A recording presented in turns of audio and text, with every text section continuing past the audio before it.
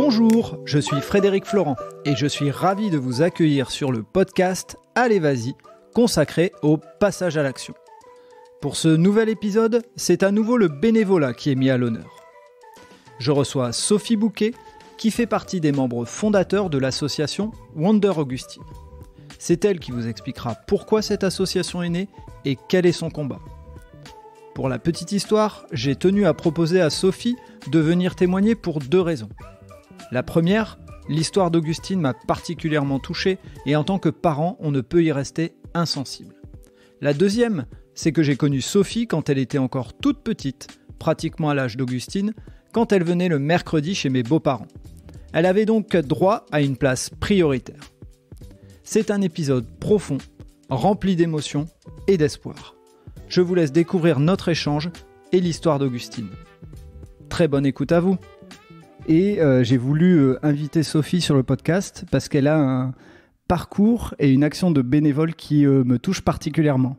Sophie, tu vas nous présenter ton parcours et puis après tu nous parleras de l'association dans laquelle tu œuvres au quotidien. Donc bonjour à tous, je suis Sophie, j'ai 28 ans. Je suis maman d'une petite Mia qui a bientôt 2 ans. Je travaille dans le marketing aujourd'hui. J'ai un groupe de danse. Je suis passionnée de danse depuis que je suis petite. Parmi ce groupe de danse, j'ai beaucoup de copines. Donc on est une quinzaine de copines. Et vous allez vous demander pourquoi je vous dis ça. Mais du coup, c'est un lien direct avec mon engagement pour l'association. J'ai une copine donc, de ce groupe de danse. Donc ça fait maintenant 10 ans, même 11 ans. Ouais, 11 ou 12 ans que je fais partie de cette troupe de danse. Donc une troupe tendance. Un jour, une copine nous dit donc qu'il y a une petite fille qui va avoir 4 ans, nous dit les filles, Augustine, ça va pas du tout, on est aux urgences, ça va pas.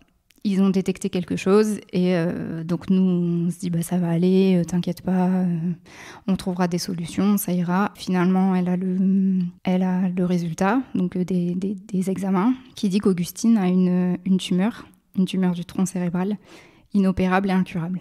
Et ces mots-là, on s'en souvient, quoi. On s'en souviendra toujours. Je pense que toutes les filles du groupe de danse, on s'en souviendra toujours. Donc une tumeur inopérable, incurable, pour une petite fille de 4 ans, enfin qui va avoir 4 ans, qui est sur le point d'avoir ses 4 ans. Voilà. On savait même pas que ça existait. On pouvait pas se douter que ça existait. Alors Pauline, pour le coup, donc ma copine, connaissait ce type de tumeur parce qu'il s'avère qu'elle suit justement une petite fille sur Facebook, sur les réseaux, qui est atteinte de cette maladie. Donc une tumeur du tronc cérébral, un gliome infiltrant. Et là, donc on se dit, mais on est au 21e siècle, quoi, et on peut rien faire. Ben non, on peut rien faire. Parce que pour les cancers de l'enfant, en fait, on n'a pas de ressources. Rien n'est fait en fait pour les enfants. Donc pour les enfants, pour les soigner, on va leur donner les mêmes traitements que pour les adultes. Vous imaginez les conséquences, quoi. Donc moi, avec mon âme de marketeuse, je me dis mais il faut faire quelque chose. Enfin, on peut pas en rester là. Et déjà, il faut les aider parce que ils viennent d'apprendre cette nouvelle. Forcément, avoir un enfant malade comme ça qui est hospitalisé du jour au lendemain, il faut s'arrêter de travailler. Si on s'arrête de travailler, on a besoin de revenus, on a besoin de quelque chose. Donc déjà, il faut faire quelque chose. Donc je lui ai proposé rapidement de créer une asso. Elle n'était pas du tout dans ça, forcément. Elle n'avait pas envie de ça et elle voulait se concentrer sur Augustine et c'est tout à son honneur. Et d'autres personnes de son entourage lui ont dit « Écoute, il faut créer une asso, il faut faire quelque chose, il faut qu'on fasse bouger les mentalités, il faut qu'on explique en fait ce que c'est, que les gens soient au courant. » Donc du coup, elle nous a mis en relation donc avec Steve, son cousin, sa belle-sœur, donc, que je connaissais déjà, qui fait partie également de notre troupe de danse, et moi. On s'est dit, on va créer l'asso. Elle dit, ok, allez-y. Par contre, moi, je veux pas, aujourd'hui, mon énergie, je veux la dépenser pour Augustine, être là pour elle, mais allez-y. Donc, elle nous a donné juste ces petites exigences où elle voulait comment on dirige l'asso. Ça y est, on crée l'asso. Aujourd'hui, l'asso, on est hyper content de l'avoir créé, même si, forcément, on n'aurait jamais... Oui, vous auriez préféré qu'elle n'existe pas. Effectivement, c'est normal. Donc, on crée l'asso en septembre 2018. Augustine a été diagnostiquée de sa tumeur en août 2018, donc 1 mois après. ont créé l'asso, donc ça a été très très vite. À ce moment-là, vous aviez déjà une idée de ce que vous vouliez faire, ou c'était je crée l'asso puis on verra comment on peut... Alors à ce moment-là, on crée l'association pour aider Pauline. Pour aider Pauline et Tanguy, parce que dans leur quotidien, avoir des revenus pour justement le quotidien, avoir des repas, toutes ces choses auxquelles en fait on pense pas, mais que du coup ils peuvent plus gérer, quoi. Ouais. Il y a aussi une petite Léontine qui est derrière. Effectivement. Un petit bébé de 8-9 mois à l'époque, donc dont il faut s'occuper, quoi. Donc à la base, l'association, c'était ça. C'était pour aider Pauline et Tanguy, et aussi pour sensibiliser l'opinion publique, sensibiliser les gens aux tumeurs, au cancer pédiatrique et à ce genre de choses. Pauline a rapidement créé une page Facebook page Facebook qu'elle a créée avant l'association, parce qu'elle a des amis, elle a déjà une très grande famille, elle est portugaise, donc ils en sont beaucoup, et il y a des gens au Portugal, il y a un cousin aux États-Unis, enfin bref. Donc l'idée avec cette page, c'était à la base une page plutôt privée pour tenir informé tout le monde, parce qu'elle ne pouvait pas passer son temps à envoyer des messages à tout le monde. Donc informer par des posts, voilà. Sauf qu'en fait, la page a pris une ampleur que personne n'aurait imaginée. Je pense que la manière d'écrire de Pauline, sa plume, y est pour beaucoup. En fait, la force, alors il y a des côtés négatifs aux réseaux sociaux, mais la force des réseaux sociaux, et je vais prendre l'exemple avec moi personnellement, tu étais dans mes amis Facebook, à partir du moment où tu as commencé à aimer, tu as liké les posts, moi je les ai forcément vus, ouais, ça nous touche, je les like, et les gens autour de moi les like, et ainsi de suite, et en fait ça fait plein de cercles, et effectivement on voyait qu'il y avait, je vais pas dire une communauté parce que c'est pas le bon mot, et puis c'est pas hyper adapté, mais en tout cas on voyait qu'il y avait du soutien moral derrière elle. Il y avait énormément de soutien, donc on a créé l'asso. En septembre, on avait déjà on était déjà bien suivis, quoi. Et une question, tiens, par rapport je me permets, par rapport au nom de l'asso, c'était déjà Wonder Augustine, ou est-ce qu'il y avait un autre nom à l'époque ? Non, ça a été... donc en fait, Wonder Augustine, pourquoi voilà, c'était pour ça. Ouais, Wonder Augustine, pourquoi ? Parce que Augustine, pour ses 4 ans, justement, elle a eu un costume de Wonder Woman. Ou peut-être avant, enfin, je sais plus exactement. Mais bref, et Wonder Woman, une petite fille de 4 ans qui a un cancer, c'est une Wonder Woman. Et elle avait fait des superbes photos avec ce costume, donc ça... les photos, elle les a faites, elle était déjà malade, du coup, en fait. Suite à sa maladie, pour son anniversaire, en fait, on a une amie aussi du groupe de danse qui a offert un shooting photo, et elles ont fait des photos en famille. Enfin, ils ont fait des photos en famille, et Augustine a fait quelques photos avec ce costume. Et donc Wonder Woman, Wonder Augustine, enfin, ça tombait sous le sens. Moi, l'asso n'était même pas encore créé que j'ai dit, je partais. Je me souviens, j'étais sur la route pour partir en vacances, parce que c'était en plein mois d'août, du coup, et j'ai créé un logo. Donc avec WA, j'ai essayé de reprendre un petit peu les symboles justement du logo Wonder Woman. Et je lui ai envoyé. Je dis, écoute, t'en fais ce que tu veux, mais si ça te plaît, ou si tu veux que je le retravaille, et si vraiment tu veux créer une asso, au moins t'auras un logo. Et du coup, voilà, enfin, c'est pour ça que le logo est devenu le logo de l'asso, et on est resté sur Wonder Augustine, et voilà. Et quelles ont été vos premières actions au mois de septembre pour aider les parents ? C'était quoi la marche à suivre, et comment vous avez agi en tant que bénévole ? Alors, je le disais tout à l'heure, on a dès le début eu un engouement. Alors, j'aime pas trop le mot, parce que c'est bizarre de dire c'est un engouement pour la cause. Mais, on va le dire à chaque fois, mais clairement... tout le monde, je pense, aurait préféré que ça n'arrive pas. Mais voilà, effectivement, on parlera d'engouement, mais c'est du soutien. Voilà, on essaiera de mettre les bons mots. Et en tout cas, donc, il y avait énormément de personnes autour de cet asso, et en fait, les gens nous contactaient. Et nous, notre rôle au début, c'était plutôt d'être médiateur de tout ça, et de dire... en fait, les gens venaient nous voir en disant « J'ai un projet, je veux faire ça, je veux faire parler de l'asso, je veux récolter des fonds pour vous ». Donc au final, au début, on n'a pas fait tant d'actions que ça, nous, en tant que tel, en tant qu'organisateur.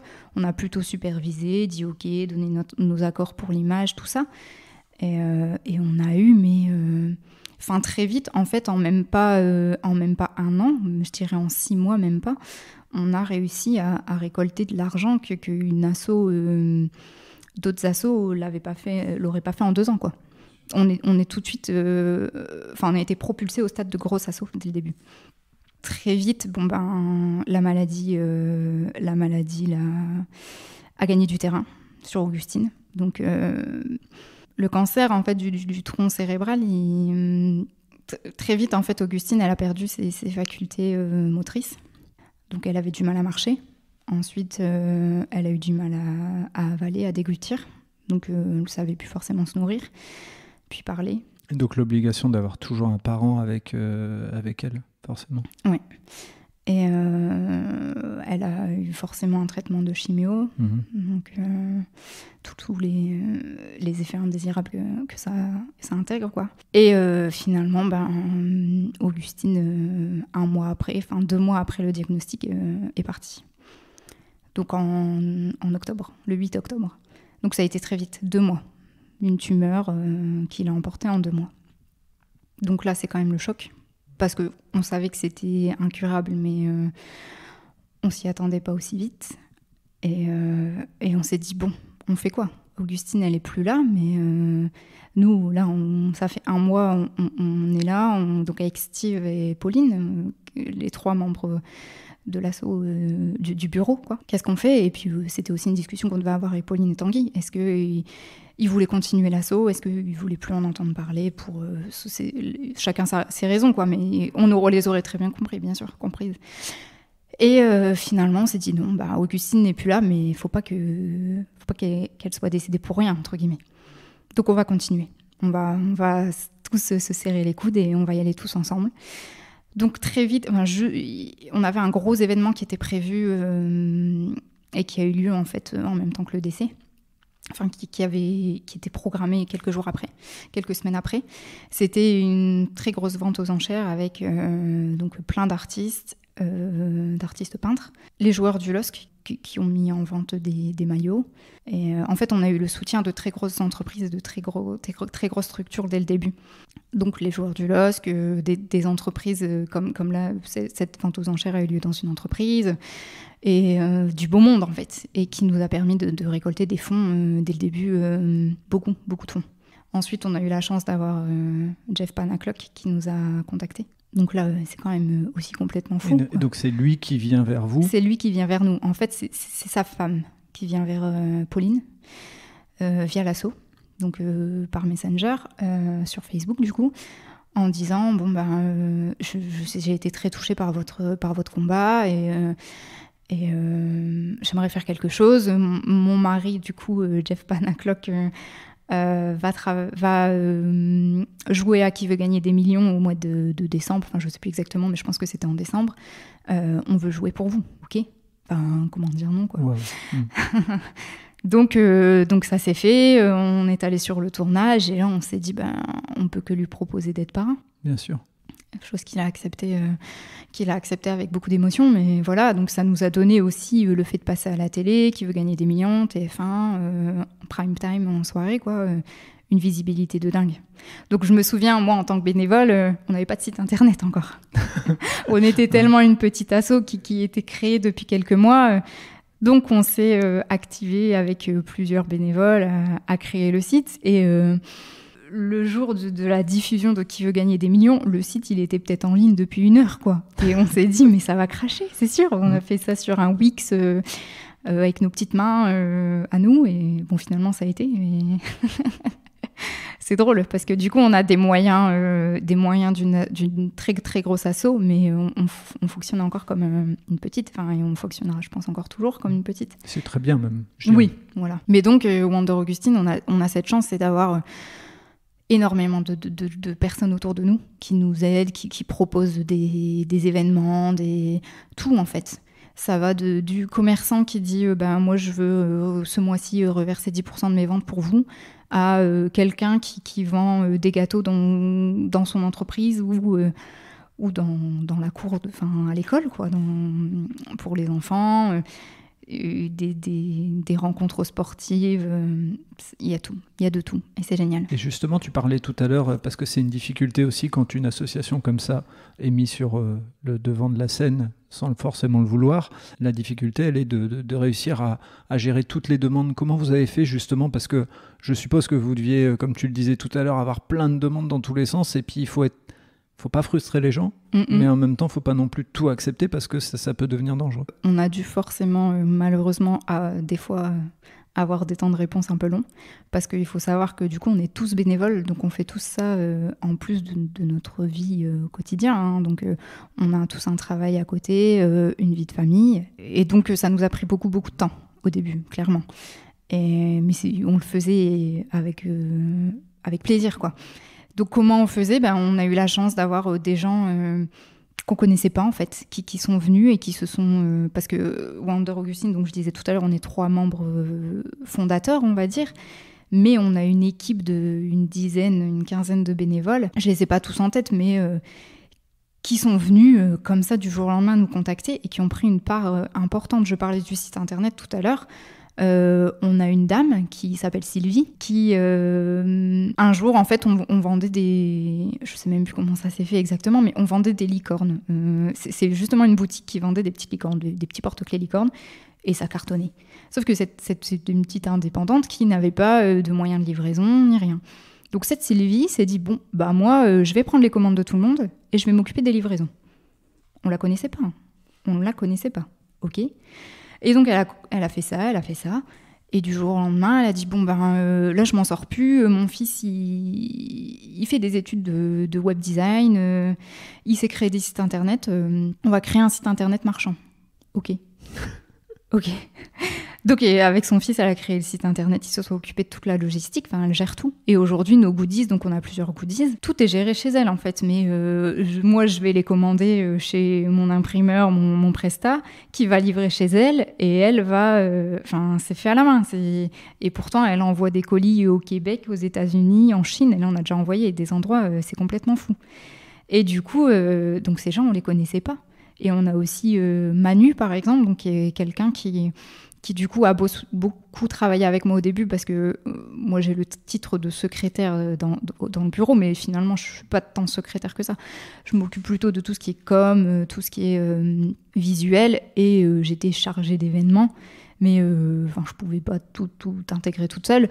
Donc Manu m'a beaucoup aidée, et finalement c'est vite Manu qui a pris le lead sur ça, sur gérer justement les bénévoles. Donc on a un événement, ok, l'événement là on va mettre un stand, donc il faut prévoir des goodies, il faut prévoir des bénévoles pour tenir le stand, enfin voilà, toute cette logistique. Et on a cette chance là d'avoir des gens géniaux en fait, qui se sont intégrés à l'asso et qui nous aident au quotidien. Et d'un point de vue structure justement, j'imagine que le fait qu'au départ on part sur une petite asso, puis tout d'un coup on se retrouve en très grosse asso, pareil sur le côté trésorerie, il a fallu, je suppose, faire appel à des conseils un peu marqués.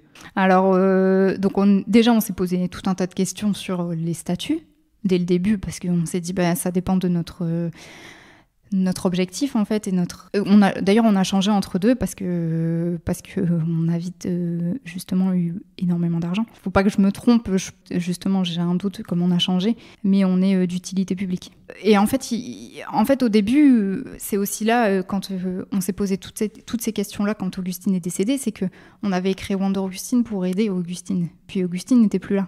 Donc, qu'est-ce qu'on va faire ? Donc, c'est là qu'on a changé un petit peu nos statuts. Parce qu'en fait, on s'est fait aider aussi par des avocats. Bénévolement, nous ont proposé leur aide. Et nous ont dit, attention, vous ne pouvez pas faire ça. Parce que si vous faites ça, vous favorisez quelqu'un plutôt qu'une autre personne. Enfin, on devait faire quand même vachement attention. Donc, du coup, on a été bien accompagnés. Et là, notre rôle a un petit peu changé, un petit peu évolué. Et la volonté de Pauline, c'était qu'on trouve une solution, en fait. Qu'on trouve que demain, il y ait plus... faut savoir que les cancers pédiatriques, je vais vous donner des petits chiffres comme ça, ça représente 2500 enfants par an atteints de cancer pédiatrique et 500 enfants qui en décèdent.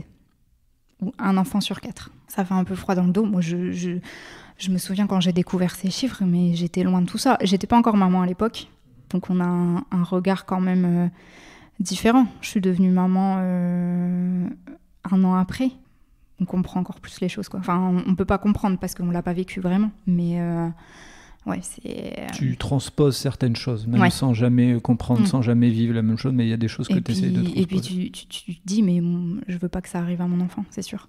Donc on va tout faire pour essayer de trouver des solutions. Donc l'idée avec l'asso, c'était de, encore une fois, forcément en parler et que les gens soient au courant. mais aussi de donner des fonds à la recherche, parce qu'aujourd'hui, la recherche sur les cancers pédiatriques, c'est très compliqué. Il n'y a pas forcément de fonds dédiés. Donc, c'est sur les cancers en général, et du coup, les cancers pédiatriques, ça représente 1 ou 10%, c'est pas énorme, et c'est pas suffisant. Donc, il y a beaucoup de recherches la plupart d'ailleurs des projets de recherche sont financés par toutes les associations, parce que des associations, on s'est aussi rendu compte de ça. Il y en a, mais des tonnes en fait. Et on s'est dit, on pourrait être plus fort en allant tous ensemble dans le même sens. Donc, il y a des projets qui vont dans ce sens-là, c'est cool. On participe tous les ans à 15 février, donc c'est la journée du cancer de l'enfant. On participe toujours à Unissons nos voix, donc un projet créé par une chercheuse. Et l'idée, c'est vraiment de mettre en commun... toutes les assos, du coup, font un événement ce jour-là et récoltent des fonds. Et les fonds vont tous au même organisme qui, première année, l'idée, c'était d'avoir, par exemple, de créer une grosse plateforme comme un Google Drive géant avec toutes les données en fait de tous les chercheurs, parce que tous les chercheurs cherchent dans leur coin. Mais l'idée, c'est, on sait tous que si on va ensemble, on va plus vite, quoi. Enfin, on va pas plus vite, on va plus loin. Voilà. Tout seul, on va plus vite, mais ensemble, on va plus loin. Donc, l'idée, c'était de tout regrouper pour que ça puisse matcher. Donc, il y a des projets comme ça qui voient le jour, c'est top. Et nous, à titre perso, Wonder Augustine, on veut du coup financer la recherche. Donc, on a réussi très vite à financer la recherche à hauteur de 100 000 € en 6 mois. C'était énorme. Wow. C'était énorme. Wow. Donc, un projet 100 000 € qui intègre 4 centres de recherche en France. Donc, 2 à Lyon, 1 à Marseille, 1 à Lille. Chaque chercheur travaille sur une particularité. L'idée, en fait, je vais le faire simplement parce que c'est très compliqué, mais moi j'ai du mal à comprendre parce que c'est vraiment de la recherche, quoi. C'est d'essayer de trouver aussi bien les causes donc les causes du cancer pédiatrique que comment le soigner. Donc en fait, on a des équipes. Donc là, c'est la première phase. On a eu un projet donc à hauteur de 100 000 €. Rapidement, on a financé un deuxième projet avec une nouvelle équipe qui s'est intégrée. Et là, on refinance à nouveau un nouveau projet à hauteur de 100 000 € avec encore une 5e équipe parisienne qui s'intègre au projet. Et donc l'idée, c'est vraiment donc certaines travaillent des causes, d'autres travaillent sur le traitement. Et elle travaille aussi directement sur le don, sur la tumeur d'Augustine, puisque Pauline et Tanguy ont fait don de cette tumeur pour pouvoir travailler et avoir de la matière, quoi. Donc c'est aussi un geste admirable. Donc là, dernièrement, c'était un petit peu plus compliqué, forcément pour l'association, de par la situation sanitaire où tous les événements sont annulés. Donc on a moins le moyen de s'exprimer et de mettre en avant l'asso. Mais on repart en ce moment. Et ça tombe bien parce qu'on repart sur le mois de septembre, qui est le mois septembre en or, le mois des cancers pédiatriques, dédié aux cancers pédiatriques, comme on a Octobre Rose pour le cancer du sein. Et donc on fait plein d'actions en septembre, et là je pense qu'on aura quasiment une action par week-end, donc c'est génial, quoi. Et donc tu aurais une ou deux actions que... Alors déjà, il faut savoir que pour les sportifs, ou même pas sportifs en fait, tout le mois de septembre, Oscar Lambré, donc le centre de Lille, là où d'ailleurs Augustine était, a été soignée, organise un compteur en fait. Si on court, si on fait du vélo, enfin bref, on fait des kilomètres. Donc tout le monde a sur son téléphone une appli, un podomètre qui calcule le nombre de kilomètres par jour. L'idée, c'est d'aller prendre une capture d'écran de son nombre de kilomètres. Donc on peut le faire soit à la semaine, soit au jour, soit au mois. On fait comme on veut. Et on va convertir directement. Donc, on rentre les kilomètres sur le site Oscar Lambré, Septembre en or, et ça se convertit en euros. Donc, nous, on n'a rien à faire, en fait. C'est juste une opération hyper transparente. Et après, c'est Oscar Lambré qui, lui, forcément, dédie ce nombre de kilomètres atteints, le transforme en euros et dédie cet argent à la recherche pour le cancer pédiatrique. Donc, ça coûte vraiment rien. On peut le faire en marchant en plus. On peut le faire en marchant, donc on ne peut même pas dire qu'on ne court pas, qu'on n'est pas sportif, on peut le faire en marchant. Après nous, Wonder Augustine, on organise dimanche prochain, donc le 12. On a les Berlouf en fait à Waterloo, donc on est une association waterloosienne.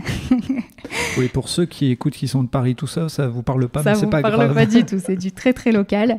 Mais après, j'aurai une action pour vous, pour tout le monde. Donc là, c'est du très très local. On organise donc les Berlouf à Waterloo, qui est une braderie. Et des moules frites. Donc du coup, juste vous pouvez venir manger votre moule frite avec le pass sanitaire, bien évidemment. Et tout l'argent sera reversé à la recherche, du coup. Donc vous pouvez vous faire plaisir en mangeant des moules frites. Pareil pour les Parisiens, vous savez pas tout ce que ça veut dire. Certains comprennent, mais d'autres pas.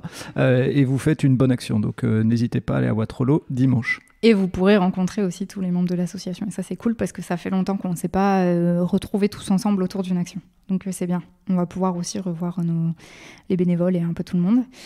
Et après, le week-end, alors si je dis pas de bêtises, on a fait la com début de semaine. Donc le dimanche 26, on organise une course virtuelle.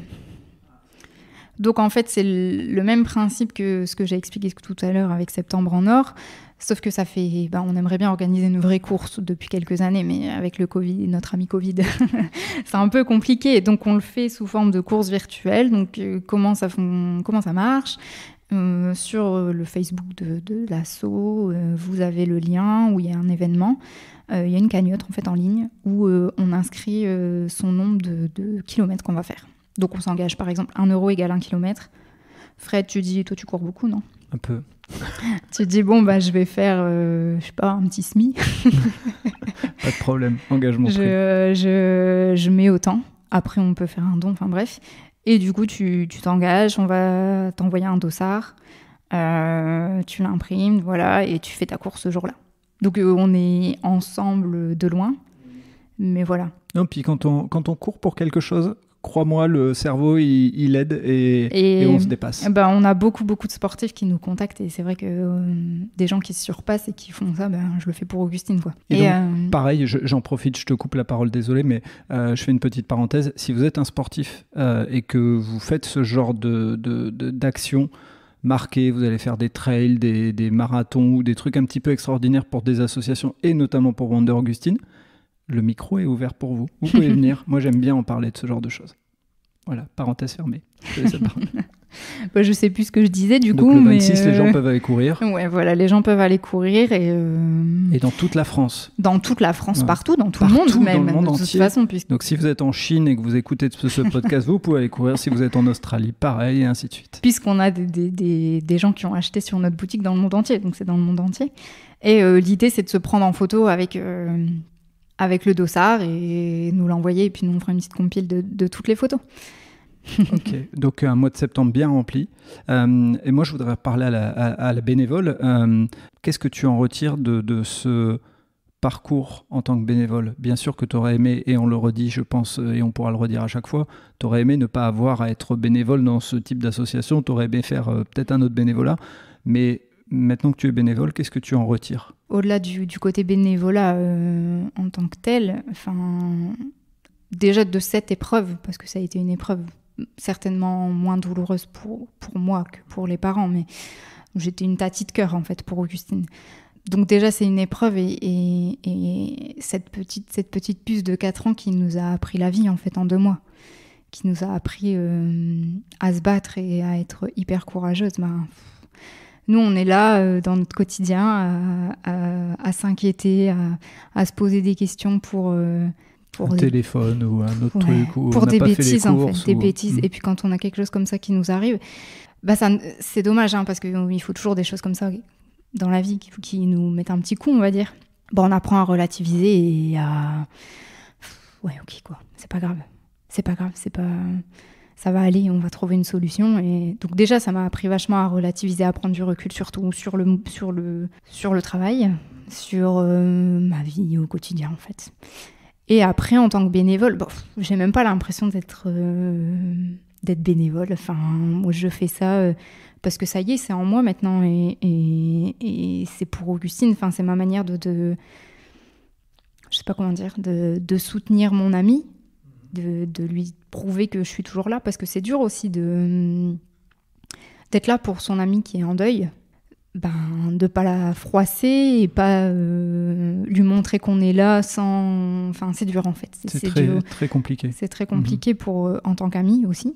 Et du coup, voilà, ça me permet de montrer que je suis là, qu'on pense toujours à elle, parce que c'est ça qui est dur aussi pour les parents, c'est d'avoir peur qu'on oublie leur enfant. Mais on l'oublie pas et il est toujours là et Augustine elle est toujours là et c'est elle qui nous aide et qui nous guide dans notre combat au quotidien. Donc voilà, ta question c'était quoi? C'était ce qu'on en retire, ce que tu en retiens en tant que bénévole, mais effectivement, je pense que on le dit pas assez, et là je vais faire une petite parenthèse comme j'aime bien faire, mais on le dit pas assez, mais en tant que bénévole, souvent on prend des responsabilités, on s'engage, et donc c'est aussi une manière de montrer qui on est en tant que personne. Donc être bénévole, ne serait-ce que 1 jour par mois, 2 jours par mois ou 2 jours par an, c'est déjà ça, c'est vous donner de votre temps pour les autres. Carrément. C'est un partage. Donc, voilà. Carrément. Et là, moi je donne de mon temps, mais j'ai même pas l'impression, en fait, c'est ce que je disais, c'est normal, en fait. Enfin, on lui doit bien ça, à Augustine. Tu as créé un cercle aussi, je pense, avec ces personnes-là, qui font que tu n'as plus l'impression d'être dans une association, mais d'être avec des proches. Alors pour autant, on traite d'un sujet très dur, hein. Et encore là, quand j'en parle, je suis pleine d'émotions, enfin, c'est sûr. Et il y en aura toujours, parce que ça a touché tout le monde. Et je pense que c'est pour ça aussi que l'asso a pris tout de suite autant, en fait. Ça a été très grand tout de suite. Mais on est content de le faire pour elle, en fait. Et en le faisant pour elle, vous le faites aussi pour les autres. Et c'est ça que les gens ne doivent pas oublier. C'est que, et peut-être que des fois, dans des associations, c'est vrai, on peut frustrer un peu parce que des gens voudraient faire plus, etc. Mais ce que vous le faites pour les autres aussi. Enfin, je veux dire, c'est aujourd'hui, tout ce qui va avancer pour la recherche, ça sera pour des futurs enfants qui pourraient être atteints. Donc, clairement, c'est une façon de travailler pour l'autre. Et on dit bien l'autre parce que vous ne connaissez pas les gens qui vont bénéficier de tout ça. Et on a aussi, je finirai juste avec ça, on a eu, alors je pense que tu as vu la publi en plus, qui a été mise sur Facebook il y a quelques jours. On a eu récemment, je pense il y a 1 mois maintenant, justement une réunion en visio avec tous les chercheurs. Et ils vont publier déjà une première, des premiers résultats. Donc en fait pour eux c'était long, mais pour nous on ne s'attendait pas déjà à avoir des premiers résultats, donc c'est hyper encourageant. Et on se dit que notre travail, notre combat, notre engagement, il sert à quelque chose vraiment, quoi. Et peut-être l'espoir, alors ça paraît utopiste de se dire qu'on va aider vraiment la recherche et que demain on veut qu'on trouve la solution et le remède miracle pour qu'il n'y ait plus jamais d'enfants qui décèdent d'un cancer pédiatrique. Mais peut-être qu'on va y arriver, quoi. Parce qu'on a déjà des premiers résultats et que nous, on croit fort en nos chercheurs et que on y va. Et puis, ne serait-ce que s'il y a 2 enfants qui sont sauvés grâce à une recherche qui permet de... Ce sera déjà ça. Ça sera déjà ça, effectivement.